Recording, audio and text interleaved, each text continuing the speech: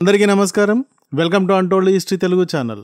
అమెరికాను అగ్రరాజ్యంగా పెద్దన్నగా చూపించడానికి ట్రంప్ చాలా ఆదుర్దపడ్డాడు. పాకిస్తాన్ అండ్ భారత్ల మధ్య అణుయుద్ధం జరగకుండా నేనే ఆపాను, ఇద్దరితోనూ ఇకపైన వ్యాపారం చేస్తాను అంటూ మాట్లాడాడు. మరి ఈ విషయాన్ని జయశంకర్ గారు అలా తీసిపడేశారు కరివేపాకులాగా. అలాంటిది ఏమీ లేదు. పాకిస్తాన్ మిలిటరీ మా మిలిటరీకి రిక్వెస్ట్ చేస్తే ఆపుతామని మేమన్నాం, అలాగే ఆపాం. ఇందులో ట్రంప్ పాత్ర ఏమీ లేదు, అమెరికా పాత్ర అంతకంటే లేదు. దీనిని ట్రంప్ తన క్రెడిట్ అని చెప్పుకుంటే అది వారి దౌర్భాగ్యం అన్నట్టుగా కుండ బద్దలు కొట్టారు. పాకిస్తాన్ భారత్ల మధ్య యుద్ధం మరింత చెలరేగిపోతూ ఉన్నట్టు కనబడింది. భారత్ పాకిస్తాన్ తుప్పు రేగొడుతోంది ఓవైపు. ఇలాంటి టైంలో మే 10వ తేదీన టింగరబుచ్చి ట్రంప్ సడన్గా ఒక ట్వీట్ని పెట్టాడు. పాకిస్తాన్ ఇండియాల మధ్య యుద్ధాన్ని నేనే ఆపాను, రాత్రంతా వారితో మాట్లాడి ఇందుకు ఒప్పించాను అంటూ. ఆ తర్వాత నిజంగానే కొన్ని గంటల్లో యుద్ధం ఆగడంతో ట్రంప్ వల్లే ఇది ఆగింది అని అంతా అనుకున్నారు. ట్రంప్ చెప్తేనే మోడీ ఆగాడు అని దేశం మొత్తం మోడీ గారిపైన, బీజేపీ పైన నిప్పులు కక్కేందుకు ఇది కారణమైంది. యుద్ధంతో ఫుల్ మార్కులు బీజేపీ కొట్టేసింది. ఇక ఎలా ఎదుర్కోవడం రా దేవుడా అని కూలబడిన కాంగ్రెస్కి ఇది ఒక బ్రహ్మాస్త్రంలా దొరికిందప్పుడు. ట్రంప్ చెప్తే వింటారా, యుద్ధం ఆపుతారా అంటూ విరుచుకుపడడానికి ఇలా ట్రంప్ కారణమయ్యాడు. మరి జయశంకర్ గారు తన యూరప్ విజిట్ సందర్భంగా ట్రంప్ను మడిచి టేబుల్ కింద పెట్టేశారు. ట్రంప్ ఊరకే మధ్యలో దూరి బఫూన్ వేషాలు వేశారు అన్నట్టుగా ఈ సందర్భాన్ని గురించి ఓపెన్గా చెప్పారు. పనిలో పనిగా యూరప్ పాకిస్తాన్కి మద్దతు ఇస్తూనే ఉంటుంది, పాకిస్తాన్ ఉగ్రవాద దేశమని తెలిసే ఇస్తోంది అని యూరప్కి వెళ్ళి యూరప్నే వేసుకున్నారు.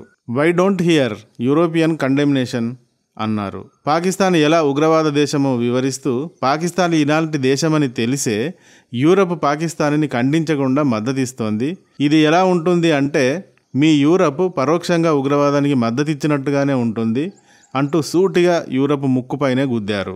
Who has been the epicenter terrorism to be treated like a preferred partner, we are not fools అమెరికాను కూడా విమర్శించారు. When we do it, it is national security, when others do it, it is human rights violation అన్నారు. అంటే మీరు చేస్తే జాతీయ భద్రత కోసం అన్నట్టుగా ఉంటుంది, అదే మేం చేస్తే మానవ హక్కుల హింస అంటుంది అమెరికా అని అమెరికా డబుల్ స్టాండర్డ్ విధానాన్ని కూడా తూర్పారబట్టారు. యూరప్ వెళ్ళినప్పుడల్లా ఆయన ఇలా యూరప్ని అమెరికాని కడిగి పడేస్తూనే ఉంటారు. మరి ట్రంప్ తన ముఖాన్ని ఎక్కడ పెట్టుకుంటాడో తెలియదు. ఇప్పుడు డాక్టర్ ఎస్ జయశంకర్ గారి గురించి చెప్పాలంటే ఆయన చాలా అద్భుతంగా మాట్లాడతారు అంటూ మనం మన సొంత మాటలు చెప్పుకునే కంటే ఆయన కొన్ని సందర్భాలలో మాట్లాడిన మాటలు చెప్తే జయశంకర్ గారి టాలెంట్ ఏమిటో అర్థమవుతుంది. నరేంద్ర మోడీ గారు ఏరి కోరి జయశంకర్ గారికి ఎందుకు విదేశాంగ శాఖ ఇచ్చారో అర్థమవుతుంది. అప్పుడు బాబోయ్ జయశంకర్ గారు మాటలతో ఊచకోతకొస్తారు. 2019లో 370 ఆర్టికల్ రద్దు తర్వాత యూరోప్ కంట్రీస్ అన్ని అండ్ యుఎస్ తో కలిపి అక్కడి మీడియా అంతా నెగిటివ్ గా స్పందించాయి. ఈ సందర్భంగా మన జయశంకర్ గారు India's image is not decided by A news in New York but by the people of India అన్నారు. అంటే భారతదేశ ప్రతిష్టను న్యూయార్క్ లోని ఒక పత్రిక నిర్ణయించదు, దానిని భారత ప్రజలు నిర్ణయిస్తారు అన్నారు. మరో సందర్భంగా I'm not running for the approval of other countries, I'm working for my country అన్నారు. ఇతర దేశాలు ఏవో నన్ను మెచ్చుకోవాలని నేను పరితపించడం లేదు, నా దేశం కోసం నేను పనిచేస్తున్నాను అన్నారు. ఈ విధంగా వేర్వేరు సందర్భాలలో కోట్స్ లాంటి చాలా మాటలను ఆయన తూటాలలా గతంలో వదిలారు. నిజంగా దేశభక్తి, నిజంగా టాలెంట్ ఉంటే తప్ప అలాంటి స్పాంటేనియస్ రియాక్షన్స్ ఇవ్వటం సాధ్యమే కాదు. ఇలా జయశంకర్ గారి గురించి మనకు తెలిసిందే. ఆయన ఎక్కడైనా ఎవరి ముందైనా కుండ బద్దలు కొట్టడానికి రెడీగా ఉంటారు. ఈసారి అమెరికా అధ్యక్షుడు ట్రంప్ కుండను బద్దలు కొట్టారు. తన 3 రోజుల పర్యటనలో ముందుగా నెదర్లాండ్స్ కి వెళ్లారు. దీనిని డచ్ అని కూడా అంటారు. ఇక్కడ ఒక విలేకరుల సమావేశంలో ఆయన మాట్లాడారు. ఒక విలేకరి ఆయనను, మీకు పాకిస్తాన్కు జరిగిన యుద్ధంలో ట్రంప్ కారడట కదా, ఆయన మధ్యవర్తిత్వంతోనే యుద్ధం ఆపారట కదా, అణుయుద్ధాన్ని ఆపారట కదా అని అడిగాడు. దానికి జయశంకర్ గారు అమెరికాలోనే ఉంది, ట్రంప్ను కాలు కూడా పెట్టనివ్వలేదు మేము అన్నారు. అలా స్పాంటేనియస్ గా అంటారన్నమాట జయశంకర్ గారు. అందుకే జయశంకర్ గారికి అలాంటి పేరుంది. తర్వాత ఆయన వివరిస్తూ పాకిస్తాన్కి మాకు మధ్య హాట్ లైన్ వ్యవస్థ ఉంది. మే 10వ తేదీన పాకిస్తాన్ మిలిటరీ నుండి మాకు మెసేజ్ వచ్చింది, ఫైరింగ్ ఆపుదామని వచ్చింది. తర్వాత మేం చర్చించుకుని ఆపాం, ఇందులో ట్రంప్ పాత్ర ఏమీ లేదు అని క్లియర్ గా చెప్పి ట్రంప్ గాలిని తీసిపడేశారు. మాకు అమెరికా ఉపాధ్యక్షుడు జేడి వాన్స్ యుద్ధం ఆపండి అని కోరుతూ ఫోన్ చేశాడు. అమెరికానే కాదు అనేక దేశాలు ఈ విధంగానే ఫోన్ చేశాయి. కానీ మాకు పాకిస్తాన్ నుండి కాలు వస్తేనే ఆపుతాం అన్నాం. కాలు వచ్చింది తర్వాత. అంతేగాని ట్రంప్ చేసిందేమీ లేదు అంటూ క్లియర్ గా చెప్పారు. ఇలా పెద్దన్నగా చెప్పుకునే అమెరికా గాలిని తీసేసుకున్నాడు ట్రంప్ తనంత తానే. ఈ వీడియోలో జయశంకర్ గారి టూర్ గురించిన ఆసక్తికరమైన విషయాలు చాలా ఉంటాయి. చాలా క్లియర్ గా వివరిస్తాను. మరి ఈ వీడియో కోసం ఒక్క లైక్ ఇచ్చి స్టార్ట్ చేయండి. ఆపరేషన్ సింధూర్ తర్వాత 51 మంది అఖిలపక్ష ప్రతినిధి బృందాలను 32 దేశాలకు పంపించింది భారత ప్రభుత్వం. ఆపరేషన్ సింధూర్ ఎందుకు జరపాల్సి వచ్చింది, పాకిస్తాన్ ఎలా టెర్రరిజాన్ని పోషిస్తోంది, బార్డర్లో ఎలా కవ్వింపులకు దిగుతోంది, ఎట్సెప్ట్రా విషయాలను వివరించడం దీని లక్ష్యం. జయశంకర్ గారు 19 నుండి 24వ తేదీ దాకా నెదర్లాండ్స్, డెన్మార్క్, జర్మనీలలో పర్యటించారు. ఆయన ఎక్కడికి వెళ్లినా, ఏ దేశం వెళ్లినా తగ్గడం అనేదే ఉండదు. జయశంకర్ గారు ముందుగా 19 నుండి 20వ తేదీ దాకా నెదర్లాండ్స్ లో పర్యటించారు. నెదర్లాండ్స్ అన్నప్పుడు మీకు ఒక పేరు గుర్తుకు రావాలి. ఆ పేరు ఏమిటి అంటే గీర్డ్ వైల్డర్స్.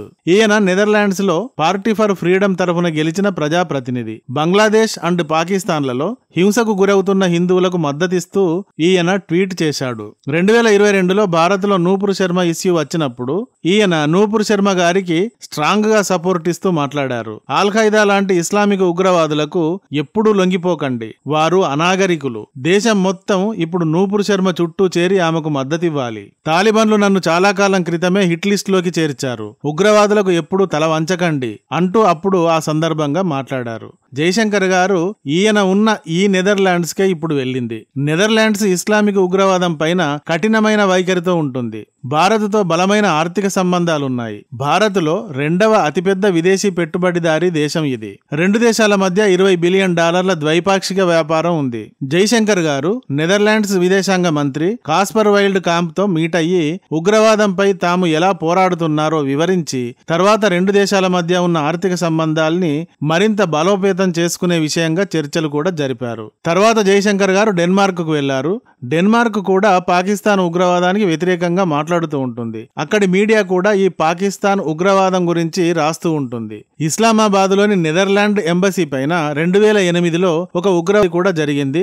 ఈ సందర్భంగా అప్పటి డెన్మార్క్ ప్రతినిధి అండర్స్ఫోగ్ రామ్సెసే ఈ దారుణమైన మరియు పిరికిపంద చర్యకు ఏ కారణమూ లేదు, ఇది మా స్థితిగతులను మార్చదు అంటూ తీవ్రంగా స్పందించారు. అప్పుడు డెన్మార్క్ పాకిస్తాన్ ని ఒక ఉగ్రవాద దేశంగా చూస్తూ ఉంటుంది. దాంతో కేవలం దౌత్య సంబంధాలను మాత్రమే పెట్టుకుంది గాని ఇతర సంబంధాలు ఏవీ పెట్టుకోలేదు. భారత్తో మాత్రం అనేక రకాల వ్యాపార సంబంధాలు పెట్టుకుంది. సో నెదర్లాండ్స్ అండ్ డెన్మార్క్ రెండూ కూడా భారత్కి ఫ్రెండ్ కంట్రీస్ లాంటివే. చివరగా జయశంకర్ గారు జర్మనీకి కూడా వెళ్లారు. మరి జయశంకర్ గారు ఒక గొప్ప multilingual diplomat. China Mandarin, Japanese, Russian, Spanish లాంటి 7 భాషలు మాట్లాడగలరు ఆయన. ఆయన ఏ దేశానికి డిప్లొమేట్ గా చేస్తే ఆ భాషను నేర్చేసుకున్నారు. ఆయన భాషను నేర్చుకోవడం కాదు, భాషను పదునైన తూటాల్లాగా వాడతారు కూడా. జర్మనీ గురించి వచ్చినప్పుడు మనకు టక్కున గుర్తుకు వచ్చే పేరు ఒకటి ఉంటుంది.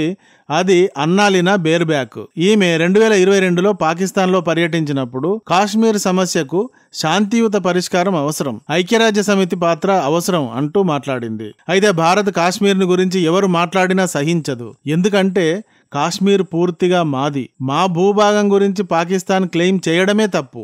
దానిని గురించి మూడో వ్యక్తి పరిష్కరించడం అన్నది ఇంకా తప్పు. అసలు దీని గురించి ఎవరు మాట్లాడినా తప్పే అంటుంది. సో అందుకని అప్పుడు ఆమె మాటలు భారతదేశంలో తీవ్ర స్థాయిలో వివాదాస్పదం అయ్యాయి. ఈ సందర్భంగా అమెరికా రాయబారి డొనాల్డ్ బ్లోమ్ అనే ఆయన కూడా పాకిస్తాన్ కి కాశ్మీర్ విషయంలో మద్దతుగా మాట్లాడాడు. ఇది కూడా వివాదాస్పదమైంది. సో ఇప్పుడు జయశంకర్ గారు ఇలాంటి జర్మనీకి వెళ్లారు. ఆయన జర్మనీ నగరం బెర్లిన్ లో మాట్లాడుతూ భారతదేశం ఉగ్రవాదాన్ని ఎంతమాత్రం సహించదని, జీరో టెర్రరిజాన్ని పాటిస్తోందని, పాకిస్తాన్ చేసే అణు బ్లాక్మెయిల్ కి లొంగదు అంటూ మాట్లాడారు. భారత్ పాకిస్తాన్తో సింగిల్ గానే తేల్చుకుంటుంది. మూడో దేశాన్ని మధ్యలోకి ఎట్టి పరిస్థితుల్లోనూ రానివ్వదు. ఈ విషయంలో ఏ మార్పు లేదు.